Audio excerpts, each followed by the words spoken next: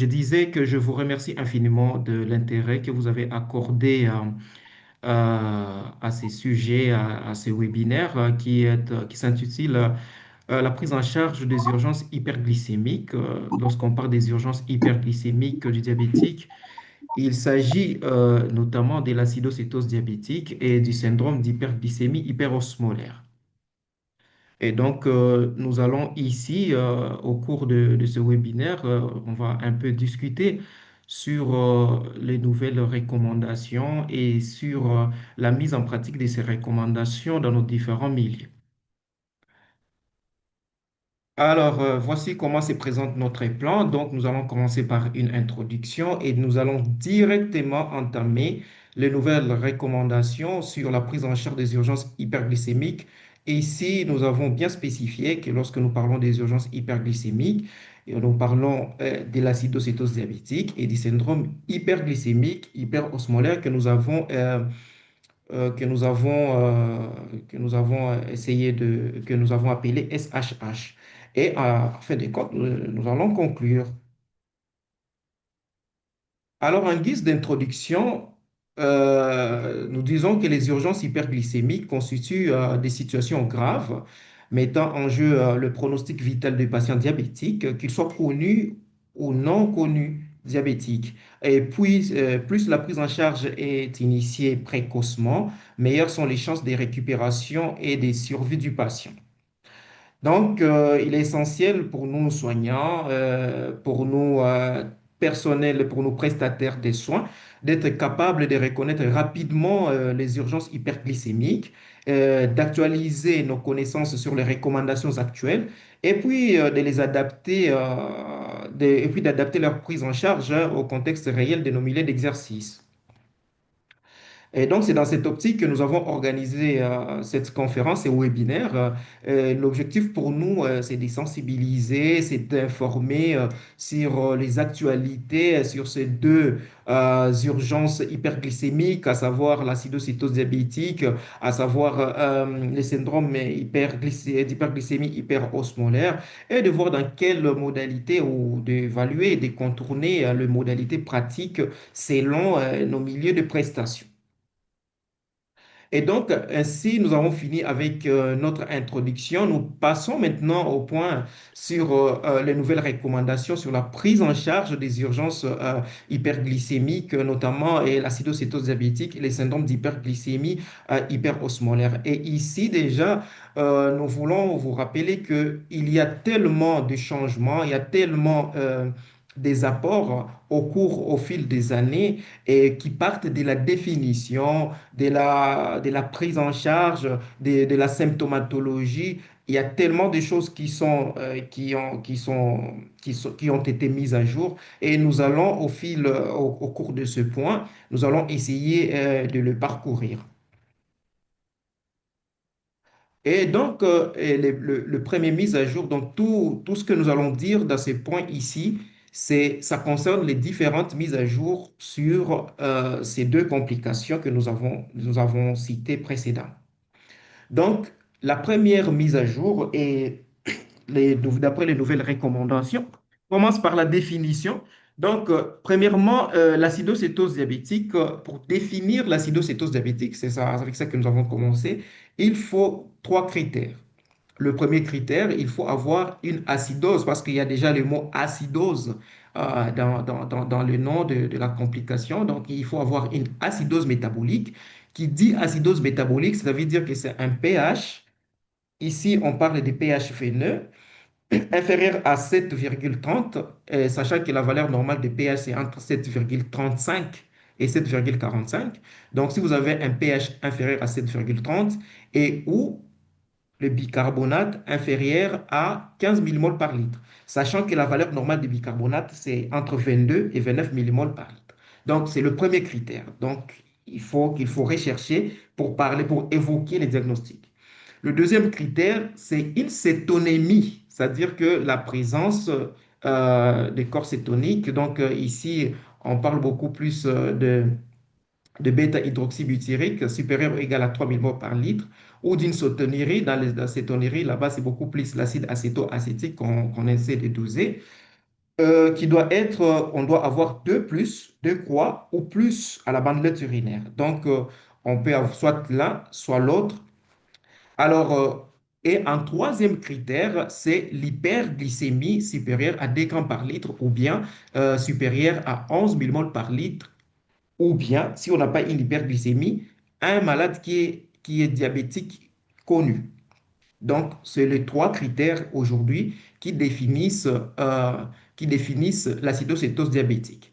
Et c'est différent parce que dans l'ancien temps, pour parler de l'acidocétose diabétique, on ne s'est basé que sur le seul critère de l'hyperglycémie. Mais ici, vous voyez qu'avec les nouveautés et les nouvelles recommandations, c'est que l'hyperglycémie est mise en troisième position seulement. Donc, ce qui est mis en avant, c'est beaucoup plus l'acidose, c'est beaucoup plus la cétonémie, donc, c'est beaucoup plus l'acidocétose qui est mise en avant parce que c'est ça le nœud du problème. Et on met ici qu'il existe des acidoses sans...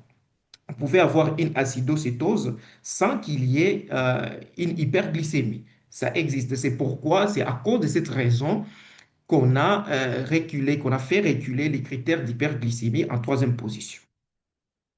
Alors, pour le syndrome d'hyperglycémie hyperosmolaire, il y a des critères qui sont définis. Les deux grands critères qui définissent le syndrome, c'est d'abord, premièrement, vous devez avoir l'hyperosmolarité. Voilà. Donc, comme le nom l'indique, c'est le syndrome d'hyperglycémie hyperosmolaire. Donc, vous devez avoir l'hyperglycémie et vous devez avoir l'hyperosmolarité.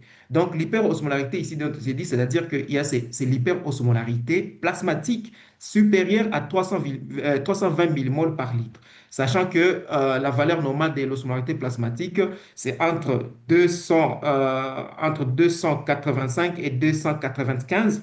Donc, vous voyez que nous sommes là, donc ça veut dire que pour vous donner une valeur estimative, ça veut dire que la valeur normale de l'osmolarité plasmatique, c'est autour de 300. Et donc, vous voyez que nous avons une hyperosmolarité, on est au-delà de 300, donc autour de 320. L'hyperglycémie marquée généralement par une glycémie qui est très élevée, à 6 grammes par litre ou bien supérieure à 33 millimol par litre, généralement, c'est ce qu'on appelle au glycomètre de glycémie high. Et puis, vous avez d'autres critères, c'est-à-dire l'absence de l'acidose importante. Ça veut dire, vous allez voir que vous avez un pH veiné qui est autour de 730, autour et plus. Donc, 730, et ça reste généralement autour de la normale. Et vous avez bien sûr l'absence de la cétonémie. Ça veut dire que vous avez une cétonémie qui est inférieure à 2 millimoles par litre et où vous avez une cétonurie avec juste des traces de l'acidose. Et j'ai mis une note pour calculer, c'est-à-dire qu'actuellement, ce qu'il faut faire devant des tableaux d'hyperglycémie, il faut calculer la tonicité plasmatique. Donc, nous devons calculer la tonicité plasmatique avec cette formule, le sodium, donc deux fois le sodium associé à la glycémie. Et donc, la glycémie à utiliser dans cette formule, c'est la glycémie. Nous allons expliquer quelle glycémie il faut utiliser dans la suite.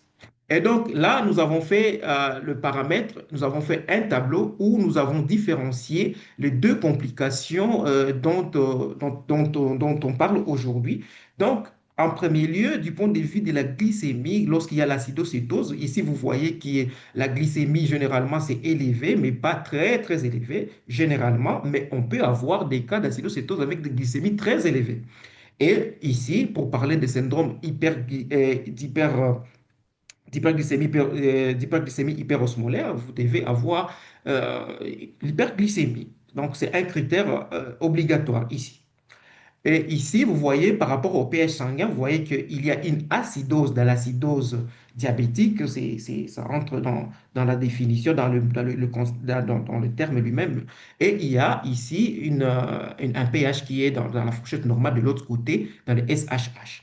Et ensuite, le troisième point de différence, c'est par rapport à l'osmolarité plasmatique qui est variable et parfois est généralement normale dans l'acidocétose. Mais de l'autre côté, ici, il y a une hyperosmolarité qui est un critère obligatoire pour parler du SHH.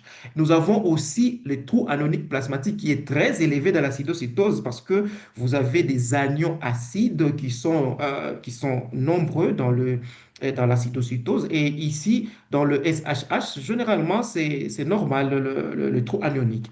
Et vous avez la cétonémie, vous avez ici, on a écrit cétonémie, donc ici, c'est beaucoup plus l'acide hydroxybutyrique. Et aujourd'hui, c'est l'acétonémie qui est le paramètre le plus intéressant, le plus significatif quand il s'agit de mesurer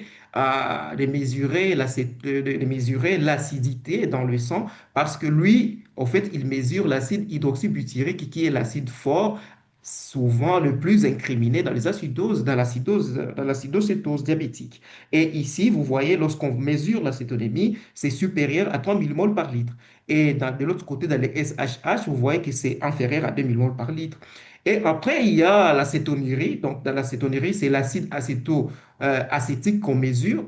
Lorsqu'il y a l'acidose, vous avez deux croix ou plus, tandis que dans le SHH, vous avez, c'est souvent sous forme de traces ou parfois c'est absent. Et vous avez le profil clinique. Généralement, l'acidocétose diabétique, c'est une complication chez les diabétiques de type 1, si je jeûne, en l'acidose métabolique. Donc ici, l'acidose est mise au premier plan et la déshydratation extracellulaire isolée. Quand on parle de déshydratation extracellulaire isolée, nous faisons beaucoup plus allusion à l'hypovolémie et fréquemment inaugurale ou bien sur arrêt de traitement. Généralement, c'est ça la cause. Et de l'autre côté, vous avez les diabétiques de type 2, généralement, dans le SHH, sujet âgé, une déshydratation globale majeure. Donc, la complication phare ici, c'est la déshydratation majeure et généralement, c'est un facteur infectieux qui est incriminé. Et donc, après avoir fini avec les définitions, on connaît maintenant quand est-ce qu'on parle de l'acidocétose diabétique, quand est-ce qu'on est dans le syndrome d'hyperglycémie hyperosmolaire. Nous passons maintenant à la physiopathologie. Donc, ce qu'il faut retenir par rapport à la physiopathologie, c'est que tout s'explique actuellement. On parle beaucoup plus de la carence qui est c'est la carence absolue ou relative en insuline. Donc, quand on parle de la carence absolue, là, vous comprenez que nous sommes dans les cas d'acidocétose. Et dans les cas lorsque la carence est relative, vous savez que nous sommes dans le SHH.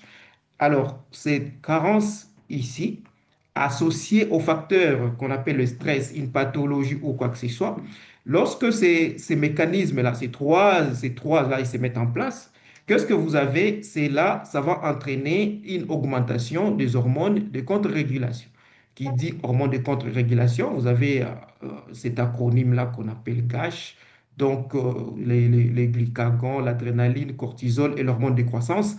Lorsqu'il y a augmentation des hormones de contre-régulation, il y a quoi? Il y a déclenchement des mécanismes métaboliques qui, au niveau du foie notamment, qui vont entraîner quoi? Une hyperglycémie. Et l'hyperglycémie va entraîner une diurèse osmotique à l'origine des pertes hydrosodées majeures.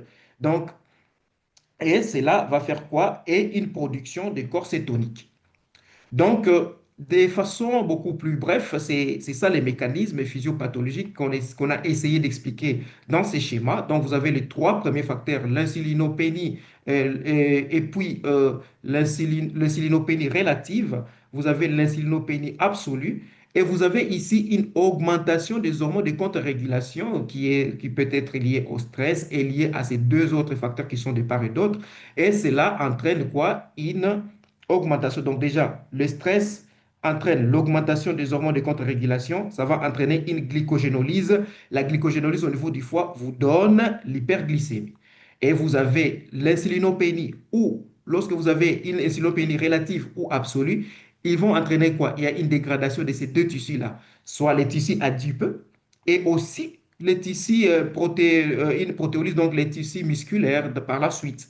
Et donc, le produit de dégradation de ces deux tissus, ça va au niveau du foie. Donc, d'une part, vous avez les acides gras qui vont entrer au niveau du foie pour entraîner, qui vont passer par des mécanismes très longs là-bas pour entraîner une néoglycogénèse. Il en est de même avec les tissus protéolytiques, donc la destruction de muscles qui va entraîner donc l'entrée des acides aminés au niveau du foie. Ça va entraîner aussi une néoglycogénèse. C'est aussi un des mécanismes qui explique l'hyperglycémie dans ces deux pathologies-là. Et vous avez vu que l'hyperglycémie va donner la diurèse osmotique avec la perte hydroélectrolytique majeure et une insuffisance rénale aiguë.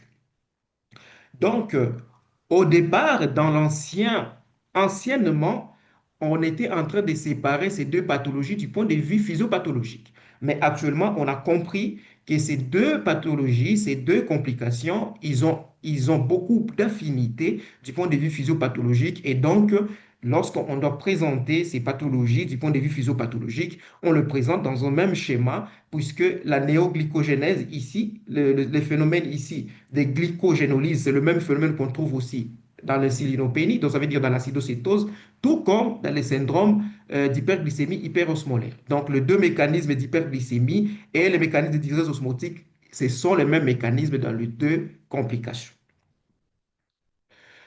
Alors, après avoir compris les mécanismes physiopathologiques, ici, il est maintenant important qu'on puisse parler du diagnostic clinique. Donc, la clinique, cliniquement parlant, comment se présente un patient, comment reconnaître un malade qui a ces complications. Donc, cliniquement parlant, nous avons le syndrome cardinal que nous connaissons du diabète, beaucoup plus fréquent chez les patients diabétiques de type 1. Il y a l'amaigrissement, l'amaigrissement, le syndrome polyuropolydipsique, l'hyperphagie. Donc, ça, ce sont des choses que nous connaissons. Deuxièmement, donc, vous avez les syndromes cardinaux du diabète. Deuxièmement, ça veut dire que c'est un malade qui peut se présenter, qui peut présenter un amaigrissement. C'est un malade qui va vous dire qu'il urine beaucoup. C'est un malade qui va vous dire qu'il est affamé. À tout moment, il a envie de manger. Donc, quand vous voyez déjà ça, ça c'est le premier signe qui doit vous faire penser à cela. Ou bien si vous avez ça dans votre anamnèse, ça c'est déjà quelque chose. Deuxième élément, c'est la déshydratation extracellulaire. Cette déshydratation extracellulaire est la conséquence de la diurèse osmotique. Et ça se manifeste par quoi nous avons les signes de la déshydratation, la soif, l'asthénie physique, la perte de poids. Et aussi, toujours dans la déshydratation extracellulaire, lorsque cette déshydratation extracellulaire a atteint une certaine ampleur, vous aurez des signes d'hypovolémie. Donc, c'est vraiment l'hypovolémie, ça montre qu'il y a une déshydratation intravasculaire. Donc, vous savez que dans les différents compartiments du corps, nous avons les systèmes, les secteurs intracellulaires et les secteurs extracellulaires. Dans les secteurs extracellulaires, nous avons les secteurs interstitiels et les secteurs intravasculaires. Et donc, l'hypovolémie, c'est-à-dire tout simplement que la masse volumique du sang a diminué. Et c'est ce qu'on appelle l'hypovolémie. Donc, ce sont des signes d'hypovolémie. Et il y a quoi comme signe d'hypovolémie? Donc, vous avez la tachycardie, l'hypotension artérielle, et puis vous avez les veines jugulaires plates, et vous pouvez avoir les signes de choc. Ici, on parle euh, d'un choc hypovolémique, donc marbrure, extrémité froide, etc. Alors, nous sommes toujours dans les diagnostics cliniques. Après, ça veut dire, le premièrement, nous avons les signes cardinaux du diabète, vous les retrouvez. Deuxièmement, les signes d'une déshydratation extracellulaire, c'est ces deux signes-là. Donc, les signes généraux, soif, asthénie et tout ça. Et vous pouvez aussi avoir les signes d'une hypovolémie, on vient de les citer. Après, vous pouvez avoir aussi, troisièmement, c'est les signes respiratoires. C'est-à-dire, vous avez ce qu'on appelle la dyspnée de Kussmaul. Ça veut dire c'est une hyperpnéie compensatrice. Donc, une hyperpnée compensatrice. C'est un malade qui respire rapidement. Et quatrièmement, vous avez les signes neurologiques.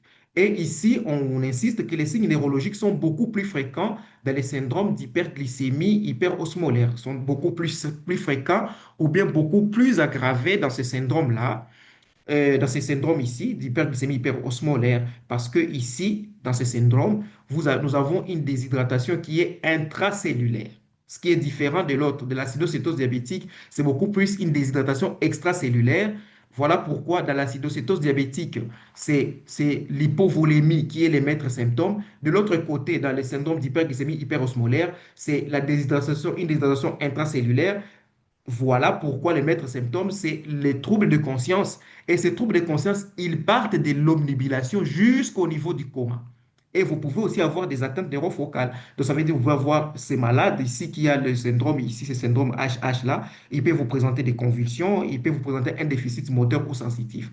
Et lorsque vous avez vu, vous voyez qu'il y a un malade qui est déshydraté, qui est en trouble de conscience, il faut rechercher des complications vasculaires de la déshydratation profonde, de la déshydratation intracellulaire profonde.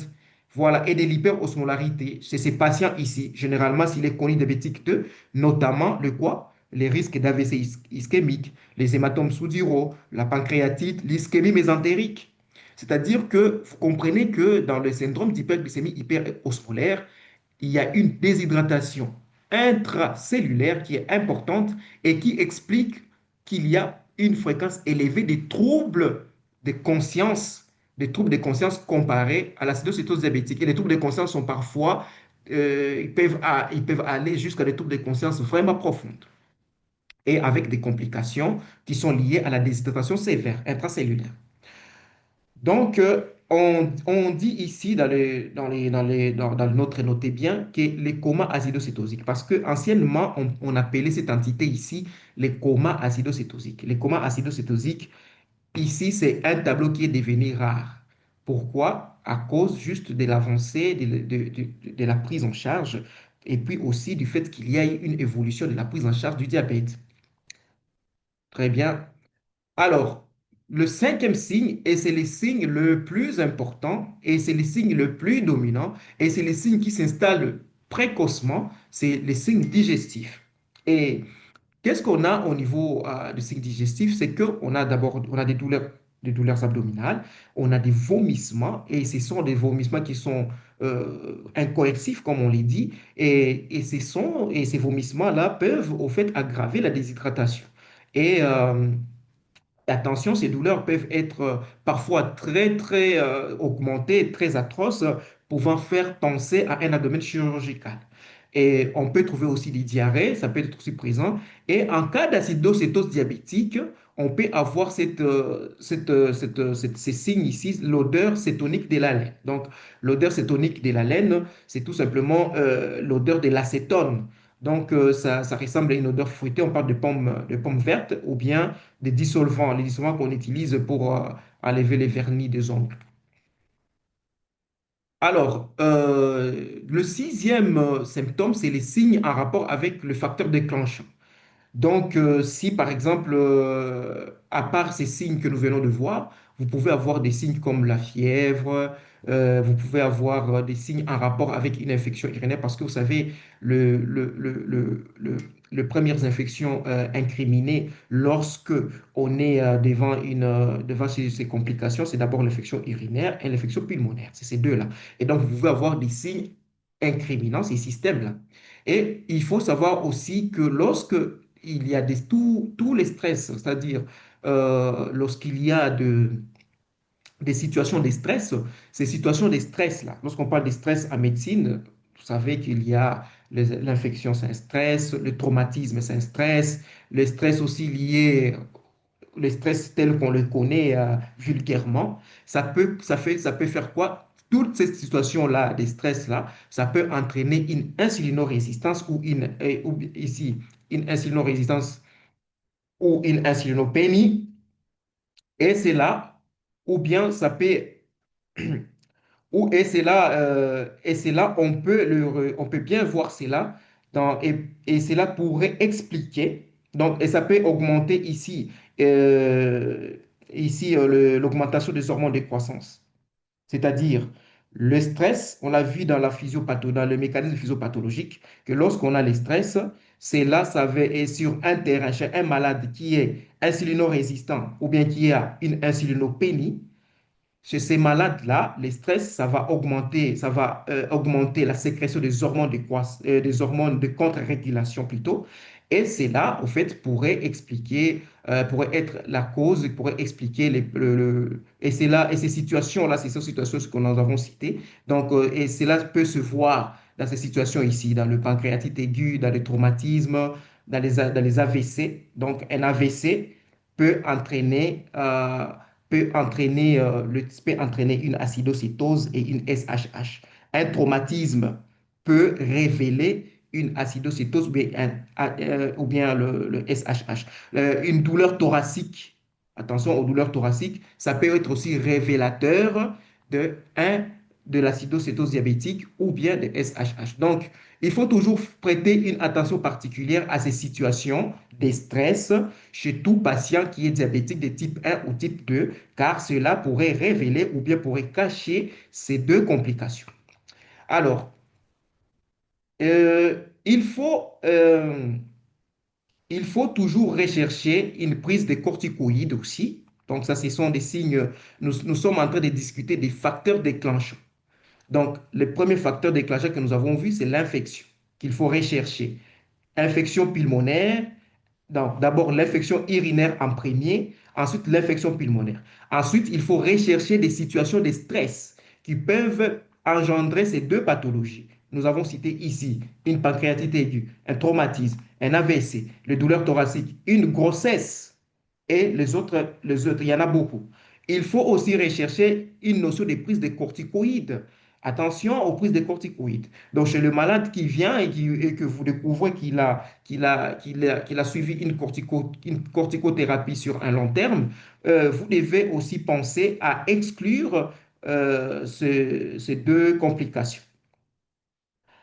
Alors, et effectivement, il faut aussi chercher cette autre cause qui est la non-observance du traitement, surtout chez les patients qui sont insulinodépendants. Donc, en résumé, parce que ça, c'est un tableau, ce sont des signes que nous devons savoir rechercher. Il faut rechercher une infection, il faut éliminer tout élément de stress, il faut rechercher la prise de corticoïdes et il faut rechercher les écarts thérapeutiques. Alors, ici, nous passons maintenant au point des examens complémentaires en urgence. C'est-à-dire quoi? Nous avons déjà vu comment définir l'acidocétose diabétique. Et nous avons vu quels sont les critères. Nous avons vu comment le malade va se présenter. Nous avons vu quel tableau le malade va présenter à partir d'un tableau digestif, les tableaux neurologiques. Le malade peut présenter des signes de déshydratation, une perturbation hémodynamique avec l'hypovolémie. Nous avons vu tout ça. Maintenant, quels sont les examens que nous devons demander en urgence? Parce que nous n'oublions pas, nous parlons ici des urgences. Les deux pathologies, les deux complications que nous sommes en train de voir ici chez les diabétiques, ce sont des pathologies urgentes. Et nous avons dit dans notre introduction que lorsque vous voyez ou vous pensez à ces pathologies, vous devez savoir qu'il faut initier la prise en charge rapidement pour améliorer les pronostics de votre malade.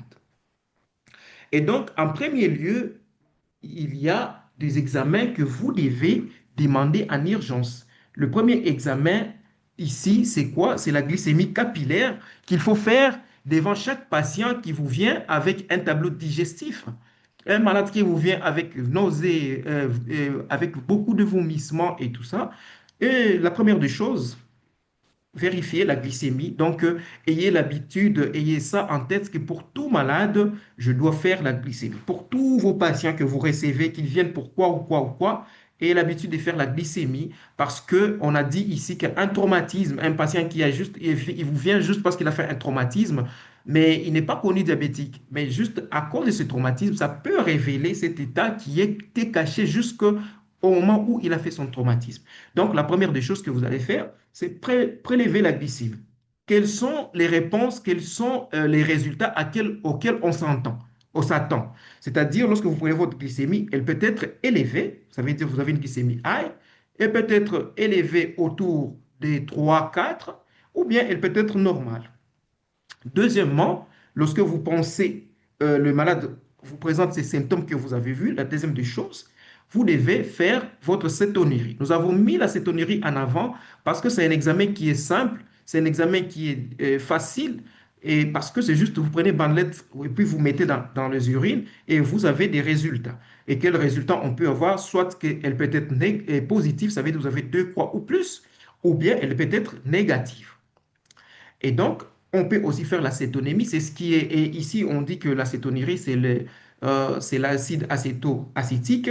C'est c'est ce qui est vrai, c'est que l'acide acétoacétique, ce n'est pas l'acide qui est le plus prépondérant et ce n'est pas lui qui est le plus fort. Donc, c'est pourquoi actuellement, ce qui est recommandé, c'est cétonémie. Si vous pouvez le faire, si vous pouvez doser le bêta-hydroxybutyrique, c'est cette technique-là qui le permet de le doser, supérieur à 3 millimoles par litre. Si, est-ce que c'est supérieur ou bien est-ce que c'est inférieur?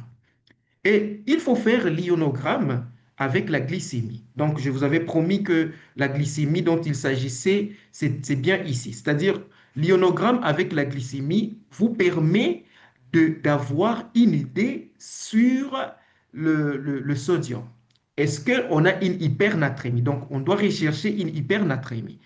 Est-ce que cela va nous permettre de calculer l'osmolarité efficace électroanionique? Et donc, vous voyez que l'ionogramme, lorsque vous allez faire votre bon pour l'ionogramme, vous allez mettre aussi la glycémie. Donc, la glycémie que vous allez utiliser dans le calcul de l'osmolarité efficace, pour parler de l'hyperosmolarité, c'est la glycémie qui a été dosée au labo. C'est ce qui est recommandé. Et ici, il faut faire les gaz du sang. Les gaz du sang, les littératures recommandent le gaz de Fenner aussi.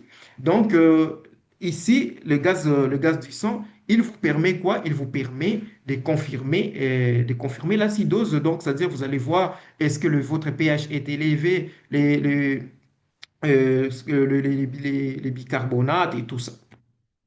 Et donc, nous continuons. Les autres bilans que nous pouvons demander là maintenant, c'est en fonction des causes, en fonction des facteurs déclenchants et en fonction de la clinique. Donc, on peut demander des bilans inflammatoires, un bilan infectieux. Donc, on peut demander une NFS, donc une CRP, les CBU à la recherche d'une infection urinaire. On peut faire des hémocultures. Ça dépend. Ce n'est pas systématique. Mais ce qu'il faut faire généralement, ce que nous faisons généralement, on demande NFS, CRP et CBU. Les hémocultures, c'est au cas par cas.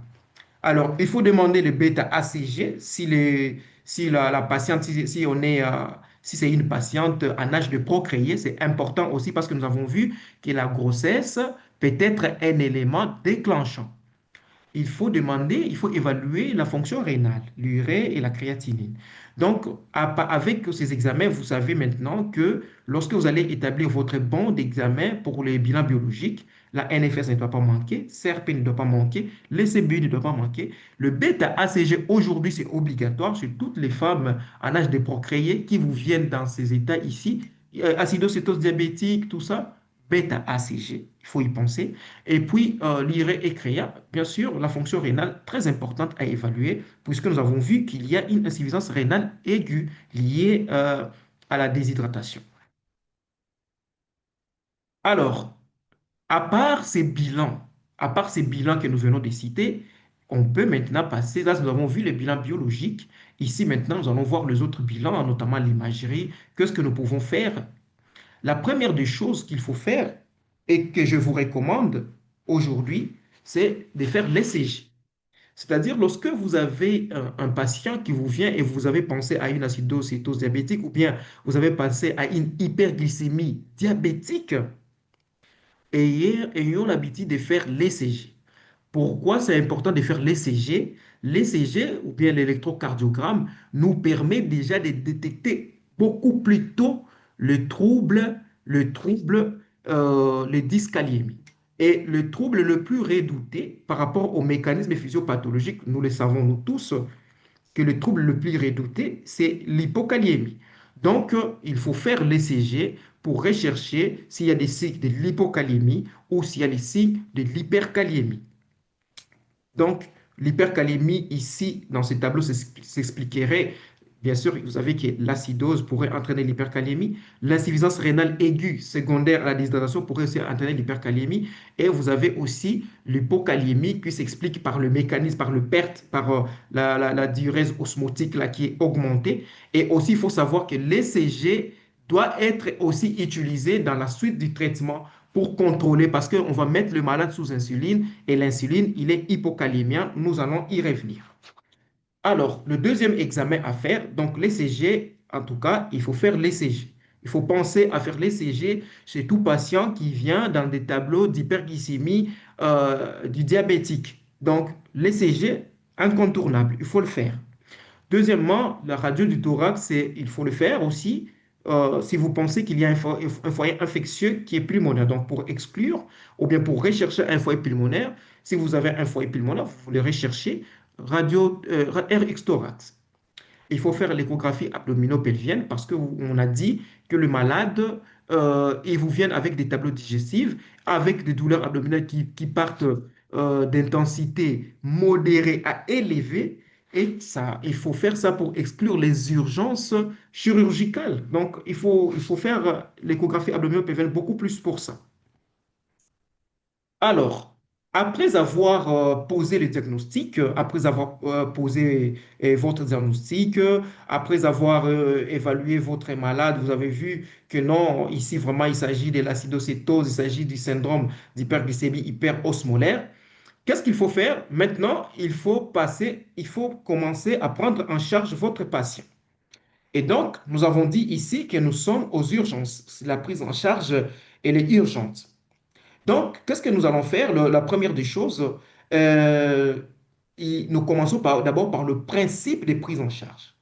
Donc, qu'est-ce que nous devons faire?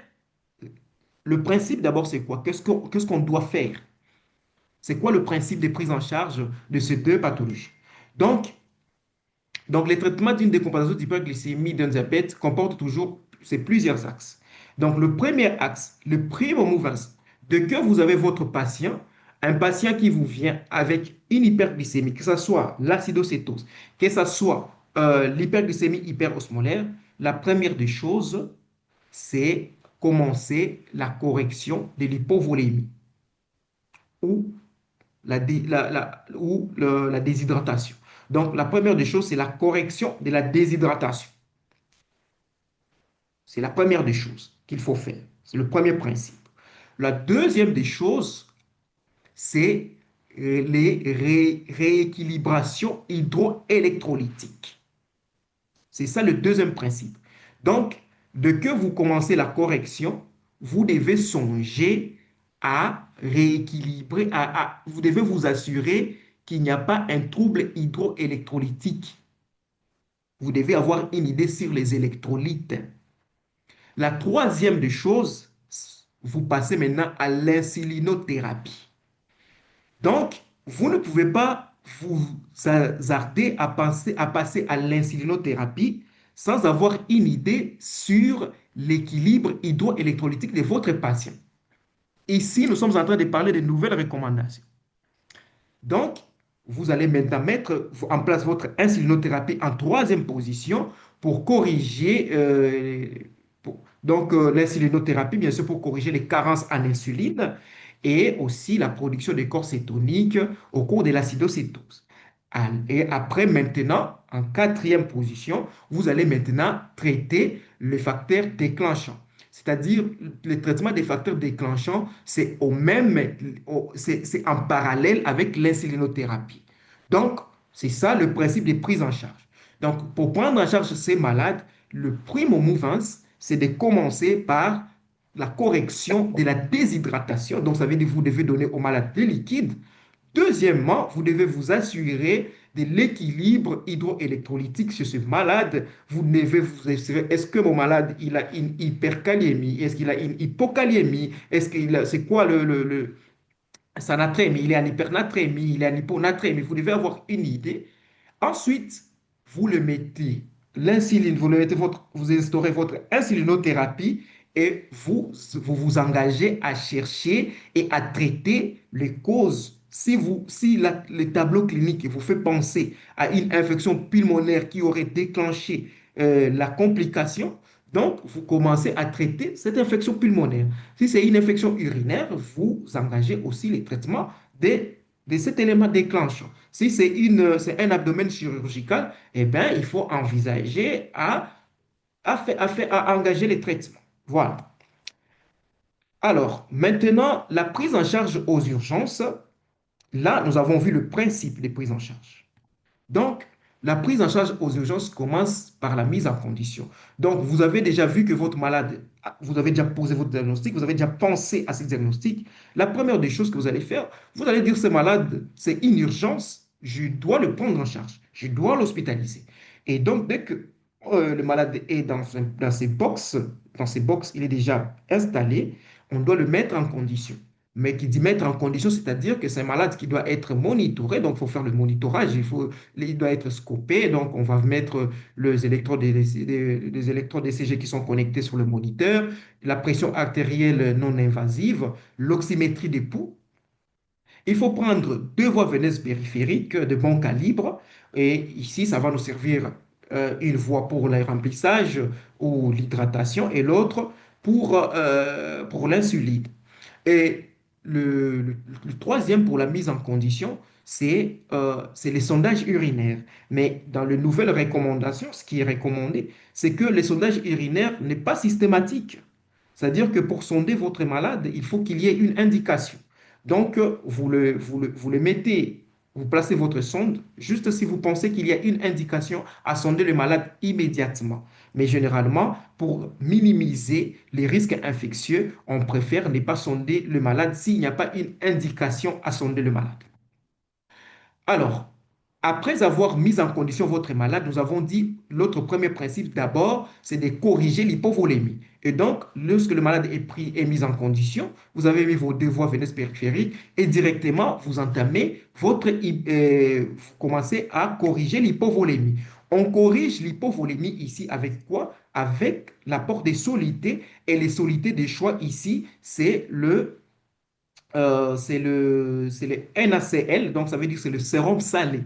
Vous commencez avec le sérum salé et nous avons déjà vu dans notre précédente séance sur le principe du remplissage et de la réhydratation.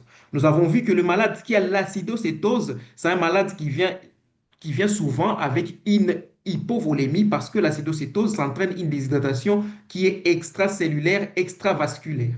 Donc, chez ces malades ici, il faut faire un remplissage parce qu'il y a le sang, la quantité du flux sanguin a diminué. Alors, qu'est-ce qu'il faut faire? Il faut le remplir. Le remplissage ne se fait pas de manière désordonnée. Il y a ce qu'on appelle le flux challenge. Ça veut dire vous y allez avec des volumes de manière contrôlée. Donc, vous commencez et vous évaluez pendant que vous êtes en train de faire votre remplissage. Et donc, on va commencer avec 500 millilitres et vous le donnez rapidement. C'est ça la différence. Le remplissage, on y va rapidement. La réhydratation, nous y allons doucement. Donc, vous allez placer votre sérum salé, vous commencez votre remplissage pour corriger l'hypovolémie. Si les malades présentent une déshydratation plutôt, ici c'est déshydratation, si le malade présente une déshydratation, là nous sommes dans les syndromes d'hyperglycémie hyperosmolaire, c'est-à-dire que le malade est stable sur le plan hémodynamique, mais il a les signes de déshydratation notamment marqués par un trouble de conscience. Là aussi, nous allons mettre toujours le sérum salé, il est recommandé, et nous allons partir avec un débit qui est moyen. Eh bien, il faut qu'on puisse rappeler ici que lorsque nous donnons du volume, lorsque nous donnons ces liquides ici, les sérums salés, il faut faire très attention à donner beaucoup de volume de sérum salé parce qu'aujourd'hui, il a été documenté qu'il y a ce qu'on appelle l'acidose hyperchlorémique qui est liée à la présence du chlore dans le NaCl, qui est un risque qui risque d'aggraver l'état du malade. Et donc, voilà pourquoi, si vous jugez que vous allez donner au malade beaucoup de liquide, il faut préférer le Ranger lactate. Hein. Donc, on les appelle les solutions balancées ou bien les solutions équilibrées, le Ranger lactate, sauf s'il n'y a pas de contre-indication. Et il y a l'autre qui est l'isofundine. Donc, de manière bref, ici, vous avez compris que nous devons corriger l'hypovolémie avec le NaCl, ou bien il faut réhydrater notre malade. Le solide de choix, c'est le NaCl, le sérum salé. Et après, il faut songer s'il y a des contre-indications au NaCl, s'il faut penser, donc il ne faut pas donner toujours au malade NaCl, NaCl, NaCl. Il faut penser il faut juste, je vous ai juste mis cette puce à l'oreille, que beaucoup de liquides NaCl, il y a des risques d'acidose hyperchlorémique. Voilà pourquoi aujourd'hui, de plus en plus, on préconise le Ranger lactate s'il n'y a pas de contre-indication, ou bien l'isofidine, donc on préconise les solutés balancées. Alors, maintenant, après avoir corrigé après avoir corrigé l'hypovolémie par les apports ou bien pendant la correction d'hypovolémie, alors il faut corriger ou bien prévenir une hypokaliémie. C'est ça, c'est ce qu'il faut faire. C'est ça, nous sommes restés dans le principe, hein. Il faut vous rappeler le principe. Donc, nous avons un, 2, 3, 4. Il faut vous rappeler du principe. Donc, premièrement, le liquide. Deuxièmement, les électrolytes. Troisièmement, la insulinothérapie. Et quatrièmement, le déclencheur. Donc, là, nous sommes dans la correction. Après avoir mis votre malade en condition, vous avez commencé à corriger la déshydratation ou l'hypovolémie. Maintenant, on passe à la correction ou à la prévention de l'hypokaliémie. C'est très important. Donc, il faut corriger l'hypokaliémie. Qu'est-ce qu'il faut faire? Euh, il faut faire quoi? Il convient d'administrer, donc vous devez apporter l'hypocalémie. C'est-à-dire qu'avant de passer à l'insulinothérapie, vous devez avoir une idée sur la calémie de votre malade. Est-ce que la calémie est élevée? Est-ce qu'elle est basse?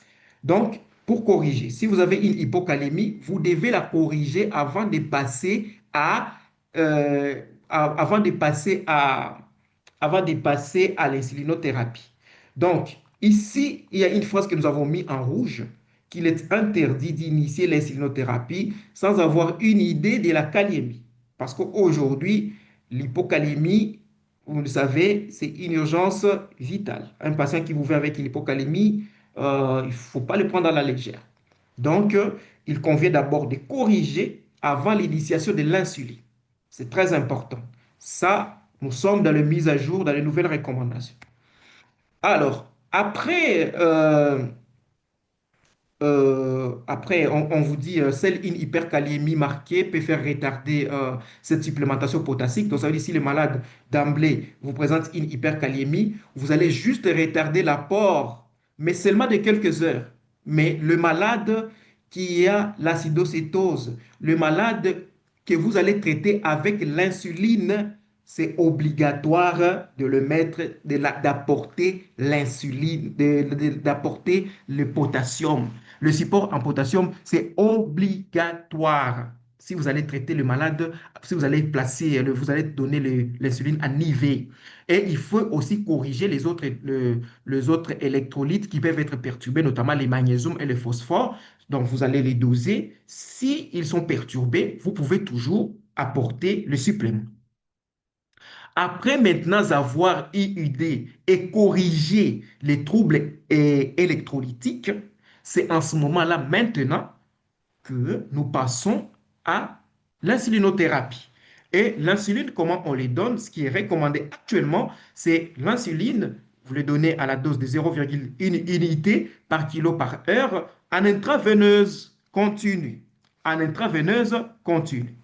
Donc, l'objectif ici, c'est d'abord l'insuline. L'avantage, c'est qu'il va inhiber la lipolyse et la production des corps cétoniques à l'origine de l'acidose. Donc, lorsque vous amenez l'insuline, c'est pour inhiber le mécanisme de l'acidose. Donc, et aussi, qu'est-ce qu'il va faire? Donc, ici, l'adaptation des doses d'insulinothérapie, c'est primordial pour que la glycémie soit maintenue entre 8,3 et 11,1 millimol. Donc, c'est-à-dire que lorsque vous commencez votre insulinothérapie, si le malade a une acidose thérapeutique, votre fourchette, votre objectif de glycémie, c'est autour de 1,5 et 2 grammes par litre. C'est-à-dire que votre malade doit rester dans cette fourchette-là.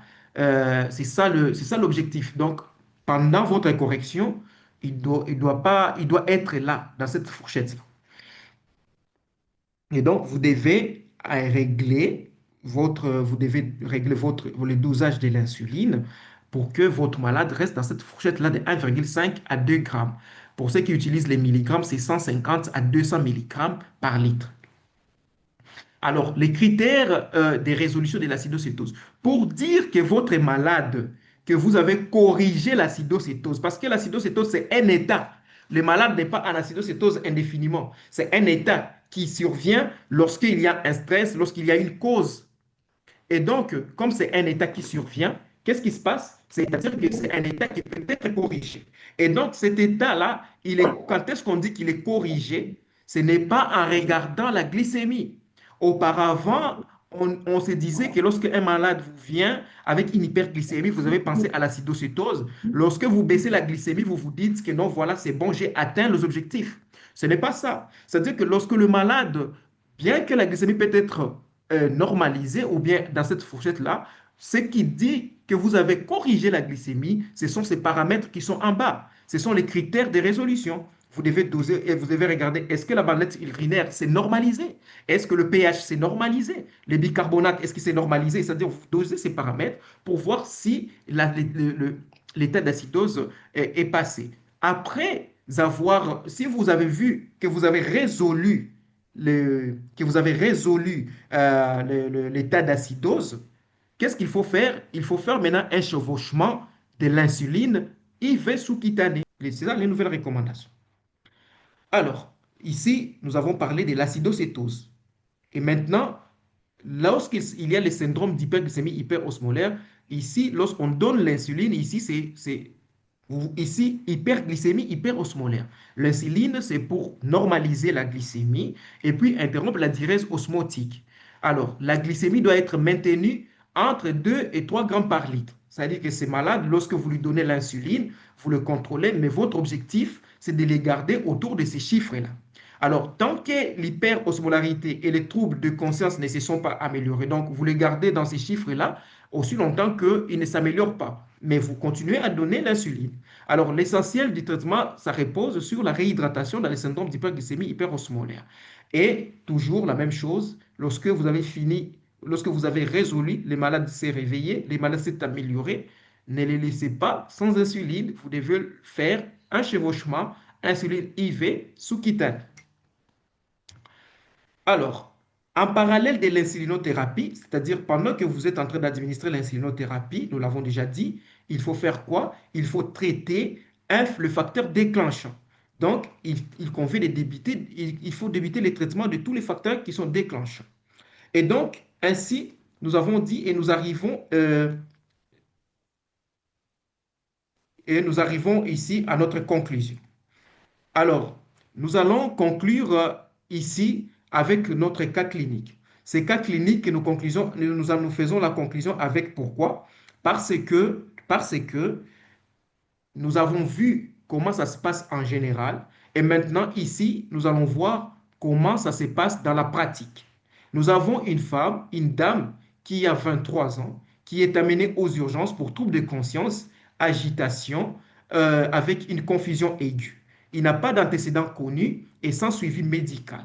On vous dit que dans l'histoire, ça remonte à 2 jours. Il a présenté des douleurs abdominales atroces associées au vomissement incoercif avec l'apparition de confusion, d'agitation depuis 6 heures. Et c'est ce qui a motivé sa famille à l'amener aux urgences.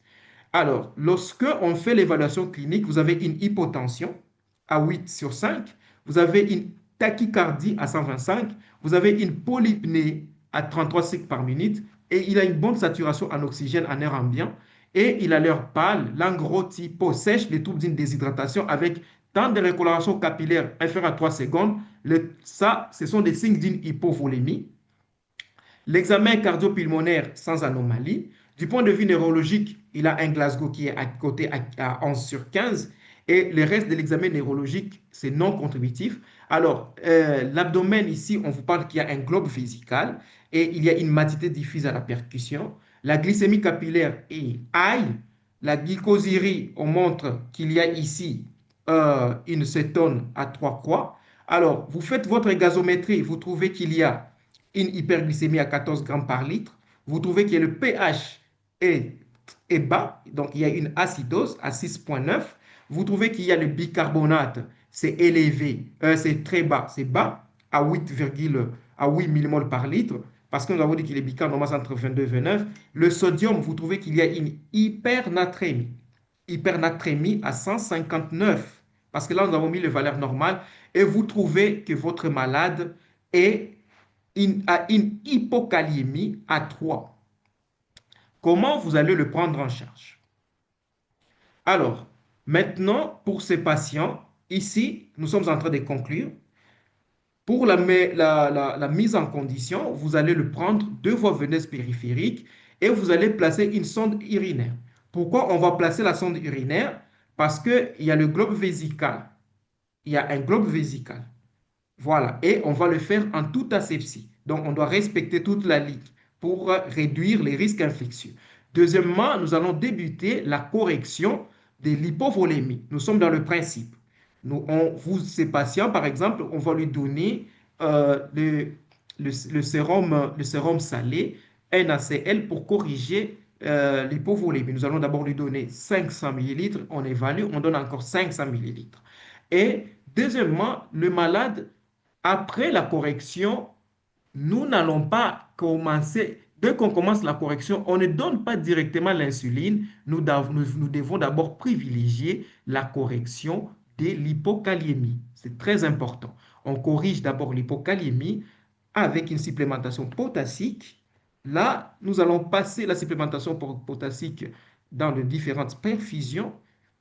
Ensuite, nous allons maintenant songer à faire l'insulinothérapie et nous plaçons notre sape en insuline et en parallèle, pendant que nous avons placé notre sape en insuline qui s'étale sur 24 heures par exemple, qu'est-ce que nous allons faire? Là, nous avons mis sape en insuline avec une vitesse, là, nous avons réglé ça à 6 unités internationales par heure. Nous avons estimé le poids de notre patient à 60 kilos. Ah, En parallèle, on va quoi? On allô? va faire quoi? Il faut identifier et puis prendre en charge les facteurs déclenchants. On demande les bilans. NFS, la fonction rénale, la CRP, les CBU.